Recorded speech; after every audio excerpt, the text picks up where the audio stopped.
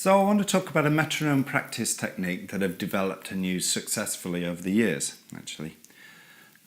If you think about how you use a metronome, how you practice against a metronome, what you do is you'll choose a scale or a passage or something that you want to work on. You'll set the metronome at a rate that you can play comfortably, and then over time, as you slowly increase the metronome speed, and you try and play along with that. And eventually you hit a point where you hit your limit. You can no longer keep just incrementing that metronome. And you've got a choice then. You can either stay there and continue to drill at that limit and see if you can just push it a little bit further and a little bit further. Or you can back off. You can slow things down again and start another progression and see if you can get any further. So which is best? Well, I've found, my experience has been, if you stay at that limit too long, well, you're going to be making mistakes. It's natural. You're at the limit of your playing, and you're going to make mistakes when you're playing at that limit.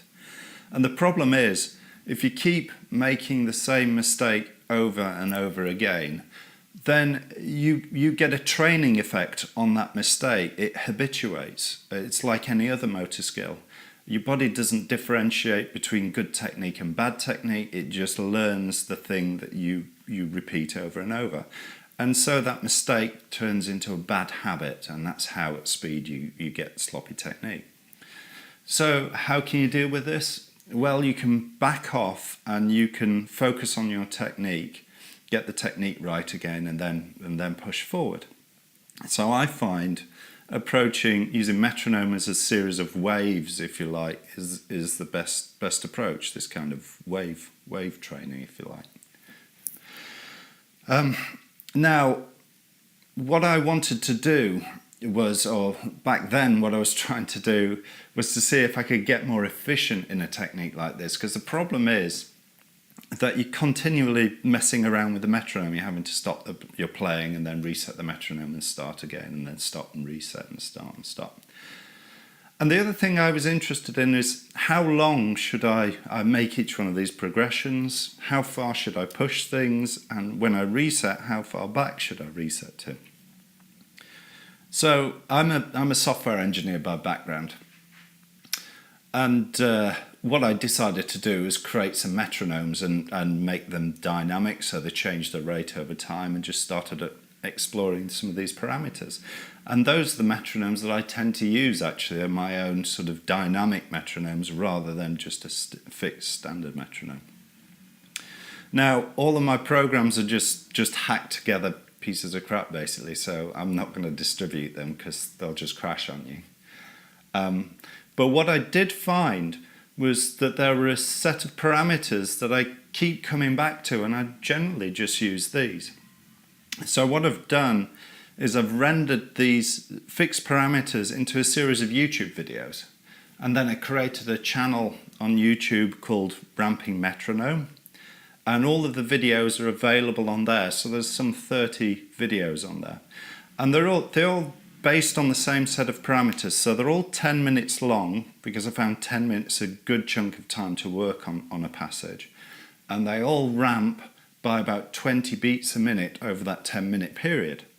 And I've found that that's slow enough for the ramp to be imperceptible at any instant, but by the end you feel a difference from the start. And so each video differentiates from the previous by 5 beats a minute. So you'll find one, for example, starts from 100 beats a minute and ramps up to 120, and the next one starts from 105 beats a minute and ramps up to 125, and then 110, 115. So that's what's on this YouTube channel. And the way you use this, the approach that I recommend, is that you choose a video where the start time is something that you can play comfortably. You want to be working on a technique at the start of the video.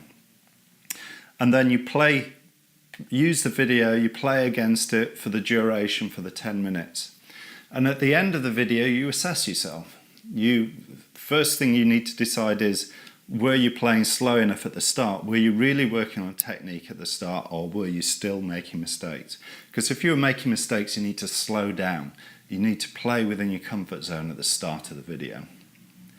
And then look at the other end of the video.